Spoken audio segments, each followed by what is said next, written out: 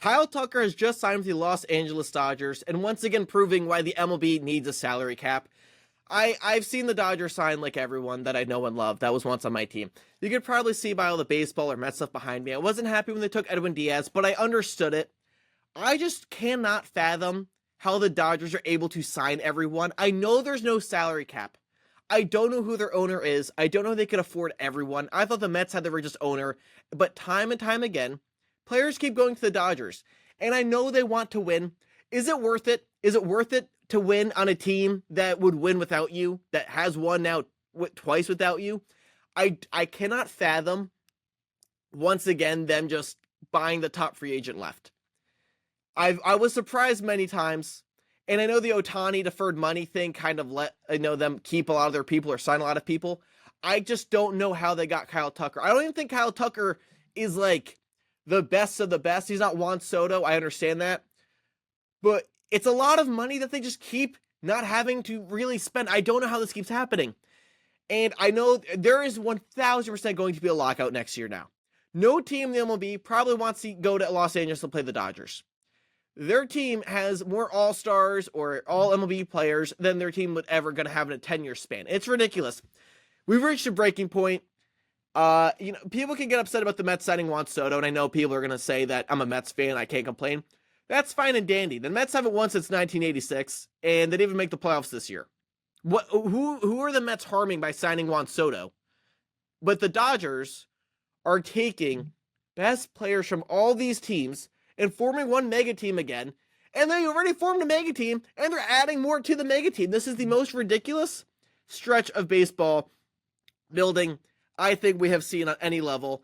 I honestly thought this was fake because I thought there was no way. I thought it was like a joke. Like, oh, of course they'd go to the Dodgers. Adam, the co-host of this show, I called him. He was busy and he said, hey, just record it right away. Because this is the most upset I've been. I was devastated when the Mets lost Diaz from a personal standpoint of being a Mets fan. But I was like, all right, he's actually not that expensive considering these other contracts. So he's a reliever. He's expensive for a reliever. But all right, maybe the Ohtani deferred money. Yamamoto, I think it's deferred money, whatever. But I don't understand how this is even possible. And what's the point? If you're not the Dodgers, or if you're a small market team, what is the point? You can build a team, you can draft the best prospects, do everything right, and you're probably going to lose to a team that is going to buy whatever best player is available. This is ridiculous. I'm trying to find out his contract. I thought the Blue Jays might get him earlier on because the Blue Jays didn't win the World Series, but they were close. They're contending. They were offering a long-term deal. The Mets were offering a ton of money for a short-term deal. I never really wanted them to get Kyle Tucker. I thought he'd probably want more years on it. Let's just find this Jeff Passan. This was just an instant, so mad I had to record.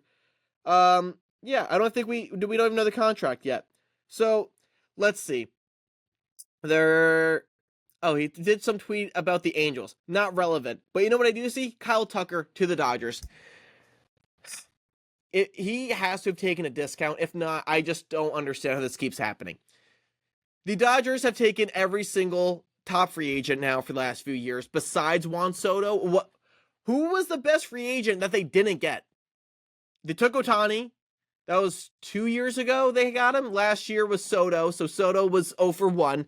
This year, it was probably Kyle Tucker, maybe Cody Bellinger, but I would say it was Tucker. If it wasn't Tucker, it was definitely Edwin Diaz. So there we go. Yamamoto also, though, last year, you could argue, was 2. Every year, they get the top guy. This is the most imbalanced MLB we have seen. If there wasn't going to be a lockout in the MLB next season, now there will be because of the Dodgers. That is just, they're everything that is wrong with baseball. It's just pure anger right now. I feel stupid now with all of my decorations up. Usually half of it's cut off and you just see this. But right now, you're just seeing, wow, this kid loves baseball. And you know what's going to suck? If the Mets even have a good season, they're going to lose in whatever round they play the Dodgers in. And the Dodgers fans are going to defend it and say, actually, every team has a chance to sign them, and they're actually, it's harder to win. Listen, if you're going to do this, own up to it. Yeah, we bought every player that was available. we're great at baseball, other teams should do it, but they can't. I would respect that more than trying to defend like you don't have some infinity gauntlet here of superstars. Mookie Betts, Freddie Freeman were just the beginning. I thought that was the whole thing. 2020, you got Mookie Betts, you won, had a very talented team. I kind of liked it. They haven't won in a while. Now this just sucks. You sign Ohtani, you win. You get Yamamoto, you win. And now you're going to get Kyle Tucker and Edwin Diaz, so probably win. I honestly feel like I'm going to be watching the National League All-Stars next year. This is just the worst I think I have ever felt about baseball. Even when the Mets suck, I would rather watch those baseball seasons because I feel like I'm watching a normal sport. This is just outlandish. The Dodgers are once again proving why baseball needs to change. There needs to be a salary cap or something to restrict this because once again, they've devastated the league by signing another top free agent. And the Infinity Gauntlet was already completed. They have one handful of Thanos' rings, and now they have the other one. All the Infinity Stones twice now. They're the most loaded lineup. It is ridiculous. The Dodgers are on pace to win the World Series every year and to force a lockout next season. I cannot imagine what other MLB team can compete with them right now on their own salary. Not every team can buy someone like the Dodgers. Even the team that can, like the Mets, don't even make the playoffs. They're really good at buying the best players. Give them credit. It does take some luck to win. I don't care. You signed Edwin Diaz, Kyle Tucker just this offseason. Well, it is time now to get very upset. And then, yeah, that's just what I'm going to do. I don't know what else I could do.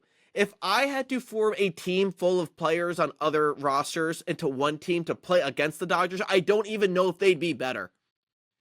The Warriors, when they got Kevin Durant, is the only other comparison. In terms of starting lineups, it was hard to even find an all-star team as good as Steph, Clay, Draymond, and Kevin Durant because they complement each other so well without needing the ball.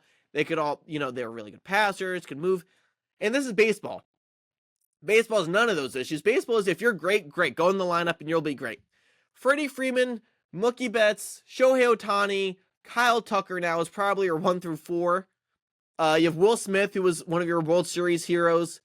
Tommy Edman, who was great 2 years ago in the NLCS. Max Muncy might be their worst hitter. Andy Pages, who was really good for them. He's going to be there. I don't understand. I don't. The Dodgers have ruined baseball once again, proving that there will be a lockout next season because they're making it impossible for any team to compete with them. Their team is now loaded beyond loaded. They were already insane going into the year, and now after adding Edwin Diaz and now Kyle Tucker, it is just over for every other team. There is no point to try to compete, and their fans can try to defend it. Just own it. You bought your team, and now you're probably going to win your third World Series in a row. And does it even feel as good? Does it feel worth it? Is this what's better for baseball? Does this third ring that you're about to win, does it feel like you earned it, or does it feel like you bought it? I don't know. You tell me. It's really hard to come up with really deep thoughts when you're just this angry as I am right now. Because it's the Dodgers. And also from a player standpoint, do you want to compete? Would you rather be the best player on or a really good player on a decent team that could actually try to lead that team? Or would you rather be the 6th best player on the team that just won back-to-back World Series? I don't know how is that, fulfill your needs as a top athlete, wanting to prove you're the best. No one's going to value, no one's going to look at you and respect this decision. You already lost that, and I think he knows that. It's scary when the best teams also have the most money. And that's something that, at least in basketball, if you win the championship in basketball, you usually are fully maxed out with your contract and you can't add anything. Baseball is the only sport where you can win a World Series and then add the top free agent. This is ridiculous. The sport of baseball is broken. I'm hoping there's a lockout. I was fearing that, being like, I don't want to see baseball in a lockout. They got to change this. This is ridiculous. This is the most ridiculous signing of the offseason. Because they already got Diaz, which already made more people upset and wondering what kind of scheme they have going on down there. I just don't understand how they could also afford this. I don't think the details of the contract are out yet. I really just, we don't know the contract details yet. And if this money is all deferred, You just gotta just be kidding me, because this is just a big loophole in their system. Deferred money has to be done by the lockout, but here's the problem. A lockout isn't going to save the MLB from the Dodgers because they have all these guys under contract already. You can't undo those contracts with the new lockout. That the players will never allow that. So the Dodgers are going to have this core of 8 amazing all-stars for probably the next 5 to 10 years, and we're going to be stuck with it. And I'll be watching these other teams now under these constrictions, and the Dodgers are going to be stuck, but they're going to be having this great core for the next 5 years, and we're just going to be stuck watching it, and we're not going to be able to disassemble them. It's going to be this for like a while. We need an Avengers Civil War type of deal where Iron Man and Captain America pick sides. That's the only way the Avengers broke up. Here, I don't know what could happen. Maybe like Mookie Betts and, I don't know, Freddie Freeman have a fight, and then one of them requests a trade. I'm trying to come up with analogies. I don't think there has ever been this big of a disparity between the top team talent-wise and the next closest in any sport. This is ridiculous. The baseball season 2026 has already been decided. Thank you all for watching. I hope I had more joyous things to say, but I don't. And I'm sorry about that. Follow us on Pain and Panic Podcast on all of our social media pages. We usually do podcasts every Monday and Friday, but this was a spur of the moment, just what's going on. So hope you liked it. Give it a like, give it a follow, and let's hope baseball can recover. Thank you for listening. We'll see you next time.